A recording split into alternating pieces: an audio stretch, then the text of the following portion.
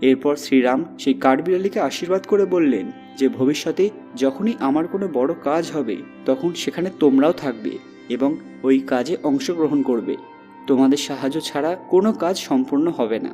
শুধু তাই নয়, আজকে এই রাম সেতু নির্মাণে তোমাদের যে অবদান তার জন্য সবাই তোমাদের যুগ যুগান্তর অবধি মনে রাখবে। ফলে মনে করা হচ্ছে এই জন্যই হয়তো অযোধ্যার রাম মন্দির নির্মাণের সময় কাঠবিড়ালি উপস্থিত হয়েছিল। তার উপর এক শ্রমিকের নজরও পড়ে। তিনি ভেবেছিলেন যে এটা কোনো সাধারণ ব্যাপার। যখন তিনি দেখলেন যে সেই কাঠবিড়ালি একটি পাথরের উপর কিছু করছে আর হাত জোড় করছে, তখনই অবাক হয়ে গেলেন। এই ধরনের চমৎকার তখনই ঘটে যখন প্রভু শ্রীরামের কৃপা হয়।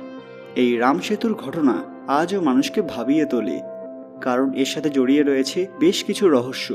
আপনাদেরও কি মনে হয় যে এই প্রাণী ত্রেতা যুগের সেই অলৌকিক কাঠবিড়ালি? সেটা কমেন্টে জানাবেন। সবাই কমেন্টে ভগবান শ্রী